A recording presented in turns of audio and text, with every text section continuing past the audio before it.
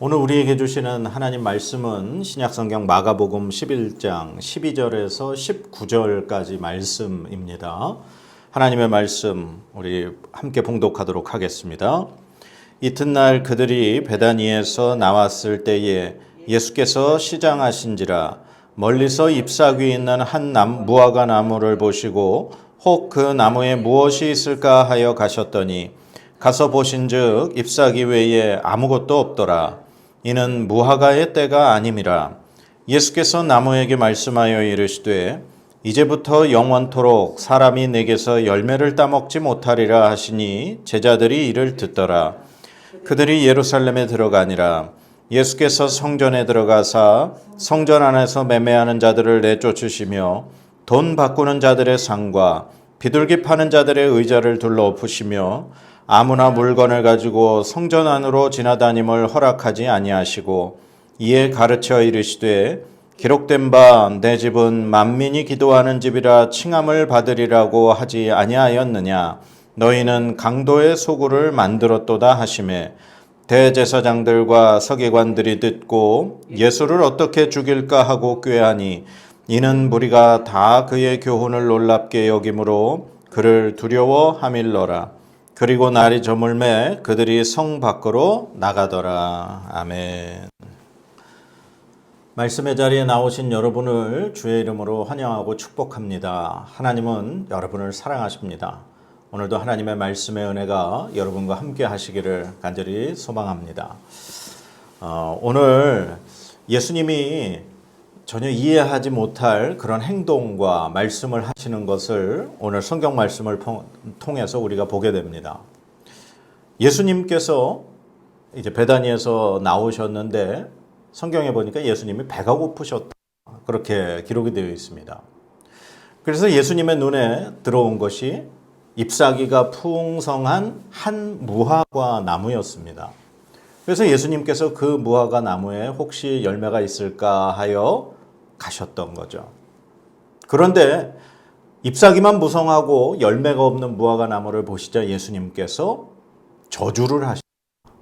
이렇게 말씀하시죠. 14절입니다. 예수께서 나무에게 말씀하여 이르시되 이제부터 영원토록 사람이 내게서 열매를 따먹지 못하리라 하시니 제자들이 이를 듣더라. 아멘. 예수님이 무화과 나무를 저주를 하셨어요. 다시는 내게서 열매를 따먹지 못할 것이다. 예수님이 배고파서 좀 예민해지셔서 그랬을까요? 성경에 보면은 지금 무화과 나무에 잎사귀만 무성하고 열매가 없는 이유가 무화과의 때가 아님이라 성경에 분명히 기록하고 있습니다.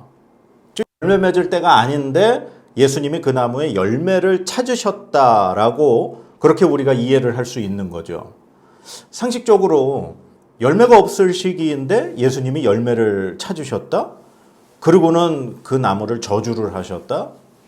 오늘 예수님의 행동은 우리가 상식적으로 이해하기 힘듭니다. 그래서 예수님이 너무 진짜 배가 고프셔서 사람이 왜 배가 고프면 굉장히 날카로워진다 그러잖아요. 그래서 예수님이 너무 그 배고픔 때문에 그런 좀 신경질적인 반응을 보이신 건가 생각해 봅니다. 아니면 지금 오늘 이 사건은 예수님의 그 남은 생애 중에 이제 그 일주일을 만약에 요일로 이렇게 비교를 하면 예수님이 오늘 이제 성전을 정결하게 하시고 이 무화과 나무를 저주하신 사건이 월요일 날 일어난 사건입니다. 그리고 예수님은 바로 금요일 날 예수님은 십자가에 달려 돌아가시게 되죠. 그러니까 예수님이 지금 죽음을 불과 한 5일 앞에 남겨두고 있는 상황인 셈입니다. 죽음을 불과 며칠 남겨두지 않은 상태여서 예수님의 신경이 극도로 예민해진 상태여서 혹시 예수님이 이런 반응을 보이신 걸까? 우리는 예수님이 이렇게 우리가 상식적으로 이해할 수 없는 이 행동에 대해서, 말씀에 대해서 우리는 참 의아심을 갖지 않을 수 없습니다. 예수님이 이러한 행동을 하시고 난 이후에 이제 성전으로 들어가십니다. 예수님께서 이 성전에 들어가셔서 이 예루살렘 성전을 오늘 청소하시고 청결하게 하시고 정화하시는 그런 오늘 사건을 볼 수 있습니다. 우리가 지난주에 말씀해 봤지만 예수님이 나귀를 타고 성에 이제 들어가셔서 한 바퀴 다 성전을 다 둘러보시고 난 이후에 그 다음에 이제 베다니에 가셨다라고 그렇게 이 전의 말씀이 끝났습니다. 전날 성전을 다 둘러보신 예수님께서 오늘 성전에 들어가셔서 이러한 일을 하십니다. 오늘 본문 말씀 15절 16절 말씀입니다. 같이 읽겠습니다. 그들이 예루살렘에 들어가니라 예수께서 성전에 들어가사 성전 안에서 매매하는 자들을 내쫓으시며 돈 바꾸는 자들의 상과 비둘기 파는 자들의 의자를 둘러엎으시며 아무나 물건을 가지고 성전 안으로 지나다님을 허락하지 아니하시고. 아멘. 예. 예수님이 지금 하신 그 어떤 모습에 대해서 자세하게 기록하고 있습니다. 이제 예루살렘 성전에 대해서 그냥 잠깐 배경을 설명을 드리면 예루살렘 성전은 바로 다윗의 아들인 솔로몬 왕이 처음 하나님을 위하여서 성전을 세우게 되죠. 그리고 그 예루살렘 성전은 바벨론에 의해서 성전이 파괴가 됩니다. 그리고 이스라엘 백성들은 바벨론의 포로로 잡혀가게 되죠. 그리고 70년이 지난 다음에 바벨론에서 포로에서 돌아온 사람들 중에 스룹바벨이라는 사람을 중심으로 이스라엘 사람들이 이 예루살렘 성전을 다시 재건을 하게 됩니다. 그러나 그 다시 재건된 성전, 스룹바벨 성전이라고 하는데 그 성전이 역시 로마가 이제 이스라엘을 침략할 때 다시 한번 이 성전이 파괴가 돼버립니다. 그리고 난 이후에 이 로마에 의해서 이스라엘 땅은 이제 분봉왕이 세워져서 이 이스라엘을 대신 로마 대신 이렇게 다스리는 그런 일을 하게 되죠. 그 분봉왕 중에 바로 헤롯이라고 하는 대왕, 같은 동명이인의 사람들이 있기 때문에 헤롯 대왕이라고 이름을 붙입니다. 바로 예수님이 태어나실 당시에 그 헤롯 대왕이 당시 이제 자기가 다스리는 이스라엘 땅에 그 유대인들에게 환심을 사고자 바로 예루살렘 성전을 다시 짓기 시작합니다. 그 기간이 BC 20년에서 AD 64년까지 그러니까 거의 80년 이상 동안을 이 예수님 당시에 이 예루살렘 성전을 지금 짓고 있는 상태였던 겁니다. 그래서 이 예루살렘 성전이 처음에 이 솔로몬이 세웠던 성전보다 훨씬 그 규모를 넓혀서 그렇게 성전을 짓고 있었던 상태죠. 그래서 그 규모가 어느 정도나 되었냐 하면은 북에서 남쪽까지의 길이가 450m가 넘었습니다. 그리고 동에서 서쪽까지의 길이가 300m가 넘는 그런 성전의 규모였던 거죠. 그리고 이 헤롯 대왕이 우리가 흔히 얘기하는 솔로몬 성전, 스룹바벨 성전, 헤롯 성전 이렇게 이름을 편의상 붙이는데 이 헤롯 성전의 이 구조가 이 겉에 외곽 이 부분을 바로 이방인의 뜰이라고 합니다. 바깥뜰이라고도 하고 이방인의 뜰. 그래서 이곳에는 유대인이 아닌 이방인까지도 출입이 가능한 곳입니다. 이방인의 뜰 안에는 여인의 뜰이 있습니다. 이곳은 이스라엘 사람들, 유대인의 여자들까지 출입이 가능한 곳입니다. 그리고 이 여인의 뜰 안에는 바로 유대인의 뜰이라 그래서 이스라엘 남자만 들어갈 수 있는 공간이 나옵니다. 그리고 유대인의 뜰 안쪽에는 바로 제사장의 뜰이 있습니다. 이곳은 유대인 남자도 들어가지 못하고 오직 성전에서 일을 섬기는 제사장만 출입할 수 있는 공간이 나오는 거죠. 바로 이 제사장의 뜰 거기에 이제 성전 이 제단이 있고 그 다음에 그 안에는 바로 떡상과 분향단과 이 초가 있는 이 성소 그리고 그 안에는 법궤가 있는 지성소가 있게 되는 거죠. 그런데 오늘 예수님께서 이렇게 많은 사람들의 상을 둘러엎으시고 의자를 둘러엎으시면서 그렇게 하신 행동을 보인 곳은 바로 이방인들이 있는 바로 그 이방인의 뜰에서 일어난 사건이라는 겁니다. 왜냐하면은 이 이방인의 뜰에서 수많은 사람들이 성전에 제사 드리러 오는 사람들을 위해서 다양한 짐승들 그리고 돈을 바꾸어 주는 일, 그러한 일들이 일어났던 장소였기 때문이죠. 바로 그 이방인의 뜰에서 예수님이 바깥 뜰에서 어떠한 사람들의 그런 행동을 금하게 하셨고 뒤집어 엎으시고 그들을 내쫓으셨는가, 이렇게 보면은 첫 번째가 예수께서 성전에 들어가서 성전 안에서 매매하는 자들을 내쫓으시며, 매매하는 자들이라고 기록이 되어 있습니다.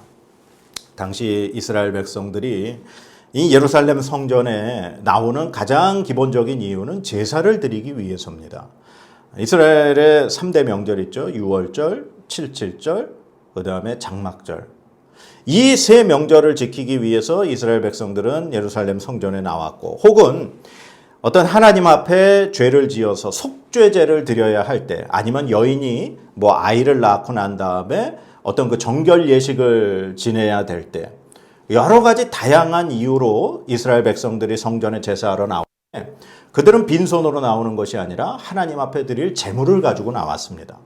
그러나 그 제물이 이스라엘의 이 예루살렘 성전 주변에만 사는 사람이 오는 것이 아니라 이스라엘 전역, 그뿐만 아니라 이제 다른 여러 로마에도 그렇고 다른 소아시아 지역에도 그렇고 다른 나라에서 지금 살고 있는 유대인들도 제사를 드리기 위해서, 하나님께 제사 드리기 위해서 성전에 나오려면 제물을 가지고 나와야 되는데, 자기가 사는 그곳 먼 곳에서부터 짐승을 가지고 오다 보면 그 짐승이 상하거나 혹은 죽음을 맞이하거나 그렇게 손상되는 경우가 있는 거죠. 그러나 하나님 앞에 제물로 드리는 제물이 어떤 짐승이 이렇게 상하거나 흠이 있거나 그러면 드릴 수 없기 때문에 이 예루살렘 성전에서 이 매매하는 자들은 그 먼 곳에서 온 사람들이 하나님 앞에 드릴 제물을, 그 짐승들을 그렇게 구매할 수 있도록 그렇게 좋은 의도를 가지고 매매하는 자들이 있었다는 겁니다. 그러나 이제 어떤 학자들에 의하면 그 모든 그 좋은 의도가 변질이 돼버린 거죠. 그래서 사실 그렇게 하면은 그곳에서 파는 짐승도 제물로 살 수 있어야 하고, 만약에 본인이 집에서부터 가져온 짐승이 아무 문제가 없으면 그 짐승으로 드릴 수 있어야 하는데도 불구하고 반드시 하나님의 성전에서 제물을 드릴 때는 그곳에서 판매하는 자들의 제물만 구매할 수 있도록 그렇게 변해버린 겁니다. 그러다 보니까 그곳에는 이권 다툼이 생기게 되고, 그 이익을 챙기는 사람들은 그 성전을 다스리는 대제사장들과 제사장들과 서기관들, 그 성전의 종교 지도자들과 관련된 사람들만 이득을 얻게 되는 거죠. 그리고 매매하는 사람들은 그들에게 어떤 이익을 돌려주어야 하기 때문에 자신들은 백성들로부터 더 많은 이득을 취해야 자기도 역시 이득을 볼 수 있는 것이고, 이러한 것들로 인해서 그 매매하는 자들의 어떤 마음 상태나 그 모든 것들이 변질되고 아주 그냥 악하게 변해버린 사실인 겁니다. 그래서 예수님께서 그 매매하는 자들을 오늘 보니까 내쫓으셨다. 그 다음에 두 번째, 예수님께서 돈 바꾸는 자들의 상을 뒤집어 엎으셨다는 거예요. 돈 바꾸는 자. 당시에 이스라엘 땅이나 아니면 로마 시대나 당시에 이제 밖에서 세상 사람들이 일상적으로 사용하는 유통되는 화폐가 있었습니다. 그러나 하나님 앞에 어떤 그 제물을 바치는 어떤 제사뿐만 아니라 어떤 헌금을 하는, 돈으로 하나님 앞에 이렇게 헌금함에다가 드리는 그 헌물을 할 때 쓰여지는 돈이 세상에서 바깥에서, 성전 바깥에서 사용되어지는 돈으로 되지 못하게 했습니다. 성전 안에서는 성전 화폐만 사용하게 했던 거죠.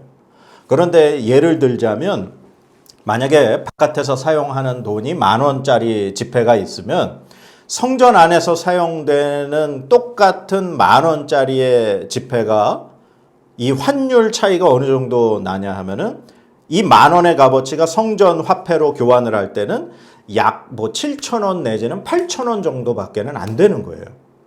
그러니까 이 성전 화폐로 10,000원 정도의 똑같은 그 화폐를 구매를 하려면 바깥에서 사용되는 돈 한 12,000원 정도를 줘야 10,000원짜리의 이 성전 화폐를 살 수 있는 겁니다. 그러니까 2,000원 정도의 어떤 환차익을 이 돈을 바꾸는 사람들이 얻게 되는 거죠. 이러한 일들이 벌어진 거예요. 사실 같은 10,000원이면 똑같이 교환이 돼야 되는데도 불구하고 성전에서 사용하는 화폐는 더 비싼 금액으로 이 바깥의 돈과 교환을 하는 그런 일이 벌어졌던 겁니다. 그래서 이 돈 바꾸는 자들의 상을 예수님이 엎으신 거죠. 그 다음에 세 번째 보니까 비둘기 파는 자들의 의자를 둘러 엎으셨다. 비둘기 파는 자들. 이스라엘 백성들이 하나님 앞에 제사를 드릴 때 드리는 예물이 짐승들을, 소가 있고 양이 있고 염소가 있고 비둘기가 있습니다. 그러나 이 비둘기라고 하는 것은 가난한 사람들이 하나님 앞에 드리는 최소한의 짐승이 바로 비둘기입니다. 일반 백성들이 만약에 하나님 앞에 속죄제, 잘못으로 인해서 하나님 앞에 죄사를 드려서 자신의 죄를 용서함 받기 위해서는 양을 드려야 아니면 염소를 드려야 됐습니다. 그러나 자신의 형편이 양이나 염소를 구매할 수 없을 때 하나님은 그 연약하고 가난한 자를 위해서 최소한의 니네가 양이 살 돈도 없고 염소 살 돈도 없느냐? 그러면 비둘기로 대신하여라. 하나님께서 레위기를 통해서 그렇게 이스라엘 백성들에게 말씀을 주셨습니다. 그 말씀이 레위기 5장 6절에서 7절에 있는 말씀인데요. 제가 읽어보겠습니다. 그 잘못으로 말미암아 여호와께 속죄제를 드리되 양떼의 암컷 어린 양이나 염소를 끌어다가 속죄제를 드릴 것이요 제사장은 그의 허물을 위하여 속죄할지니라. 만일 그의 힘이 어린 양을 바치는 데에 미치지 못하면 그가 지은 죄를 속하기 위하여 산비둘기 2마리나 집비둘기 새끼 2마리를 여호와께 가져가되 하나는 속죄 제물을 삼고 하나는 번제물을 삼아. 아멘. 이렇게 기록이 되어 있습니다. 그러니까 비둘기는 가난한 자들이 하나님 앞에 제사를 드릴 수 있는 최소한의 짐승이 바로 비둘기였던 겁니다. 그런데 지금 하나님의 성전인 예루살렘 성전 안에서 가난한 자들의 재물인 비둘기조차도 그들이 그것을 판매하면서 이득을 얻어 그것으로 자신들의 이익을 삼는 일이 지금 성전 안에서 벌어지고 있다는 사실입니다. 하나님은 그 레위기 5장 뒷부분에 보면은 비둘기조차도 바칠 수 없는 사람들이라면 이 고운 곡식으로 하나님 앞에 제사를 드릴 수 있도록 하나님은 허락하셨습니다. 그렇게 하나님은 하나님께 찾아 나오는 자들이 자신의 형편에 맞게, 어렵고 가난한 자들은 그 자신들의 형편에 맞게 하나님을 찾아 나오고 하나님 앞에 제물을 드리며 제사할 수 있게 하나님은 말씀을 주셨는데, 당시 예수님 당시에 성전 안에서 벌어졌던 일은 그러한 자들에게까지도 이득을 빼먹는 그러한 장사하는 자들이 성전 이 이방인의 뜰에서 지금 성행하고 있었다는 사실입니다. 그리고 마지막으로 예수님께서 16절 말씀에 보면 아무나 물건을 가지고 성전 안으로 지나다님을 허락하지 아니하셨다. 그렇게 기록이 되어 있습니다. 이 말의 의미는 이제 예루살렘 이 성전이 있으면 그 동쪽 지역과 서쪽 지역 혹은 뭐 북쪽 지역이 됐건 남쪽 지역이 됐건 이 지역을 통과할 때 성전을 이렇게 돌아가게 되면은 시간이 오래 걸리니까 이 성전을 통과해서 지나가는 이 성전이 지름길의 역할을 했다라고 하는 겁니다. 그래서 예수님께서 어떠한 물건들 하나님 앞에 예배드리러 나오는 것이 아닌 하나님을 만나기 위해서 나오는 목적이 아닌 그냥 그들의 편의를 위해서 지름길로 사용하는 그러한 의미로 예루살렘 성전을 지나다님을 지금 허락하지 아니하셨다. 그렇게 예수님의 그 행동을 성경은 기록하고 있습니다. 오늘 이 말씀을 통해서 예수님이 이 성전을 청결하게 하시고 지금 그곳에서 장사하는 자들을 이렇게 내쫓으시고 상을 뒤집어 엎으시면서 예수님이 분노하시면서 그러한 행동을 하셨습니다. 그리고 예수님께서 자신이 그러한 일을 하신 이유에 대해서 가르쳐 주셨는데 그 말씀이 17절 말씀에 있습니다. 같이 읽어보겠습니다. 이에 가르쳐 이르시되 기록된 바 내 집은 만민이 기도하는 집이라 칭함을 받으리라고 하지 아니하였느냐. 너희는 강도의 소굴을 만들었도다 하시매. 아멘. 이 말씀은 이사야서에 있는 말씀입니다. 하나님은 선지자를 통해 하나님의 성전, 이 예루살렘 성전은 기도하는 모든 자들이 와서 하나님 앞에 기도하는 그러한 곳이 되어야 하는데도 불구하고 너희들은 지금 이곳을 강도의 소굴로 만들었다. 그렇게 지금 하나님의 마음을 예수님이 대신 말씀하고 가르쳐주고 계십니다. 우리가 아까 처음에 예수님이 왜 무화과의 때도 아닌데 무화과 나무를 그 열매가 없다고 저주를 하셨을까? 그 예수님의 이상한 행동에 대해서 우리가 질문을 던졌습니다. 이스라엘 나라의 그 무화과 나무에는 열매가 2번 열린다고 합니다. 봄에 한 번, 가을에 한 번. 그런데 이제 봄에 열리는 무화과 열매는 지난해 싹에서 나오는 그러한 열매인데 그 열매가 봄에 이제 열매가 맺힐 때쯤 되면 그 열매는 사실 지난해 싹에서 나온 것이기 때문에 크기도 크지가 않고 맛도 정상적인 가을에 열리는 그 무화과의 그 아주 단맛이 나지 않는다고 합니다. 그리고 가을에 새싹에서 난 그 무화과 나무의 열매가 그 무화과의 진짜 크고 탐스럽고 아주 맛이 단 그러한 무화과 열매가 맺히게 되는 거죠. 오늘 이 사건은 바로 이제 이스라엘의 유월절 앞두고 일어난 사건입니다. 이스라엘의 유월절은 오늘날에 이제 3월, 4월 그때 유월절이 돌아오게 됩니다. 그러니까 봄이죠. 예수님께서 보셨던 그 잎사귀가 무성한 무화과 나무는 지금 봄에 지난해 싹에서 이제 열매가 어느 정도 조금은 맺혀서 있어야 할 그 무화과 나무였던 겁니다. 가을철에 정말 탐스럽게 큰 무화과의 때는 아니었지만 봄에 그 작은 열매들이 맺혀야만 하는 그 무화과 나무임을 아시기 때문에 예수님은 배고프셔서 그 무화과 나무에 혹시 열매가 있을까 하고 가셨던 거죠. 이스라엘 이 당시 예수님 당시에 그 봄에 열리는 크기도 크지 않고 맛도 그렇게 달지 않은 그 작은 봄에 열리는 무화과 열매가 당시 지나가는 나그네들이나 돈이 없고 가난한 자들에게는 허기를 면할 수 있게 해주는 그러한 열매가 바로 봄에 지금 예수님이 지금 찾으셨던 그 열매였습니다. 오늘 이 무화과 나무의 저주는 예수님이 배가 고프셔서 신경질적으로 순간적으로 말씀하신 그러한 것이 아닙니다. 예수님이 죽음을 앞두셨기 때문에 극도로 예민해진 상태에서 지금 예수님이 원하시는 것이 없자 그 무화과 나무를 저주하신 것이 아니었습니다. 예수님은 이 무화과 나무의 저주, 열매가 당연히 있어야 하고 가난한 자들을 위한 그 적은 열매가 있어야 하는 나무임에도 불구하고 무성한 잎밖에 없는 잎사귀만 무성한 그 나무를 보시고 예수님은 저주를 하셨던 겁니다. 구약 성경에서 무화과 나무는 바로 이스라엘을 상징했습니다. 무화과 나무의 그 풍성한 열매, 풍성한 잎사귀, 바로 이스라엘의 영광을 상징했습니다.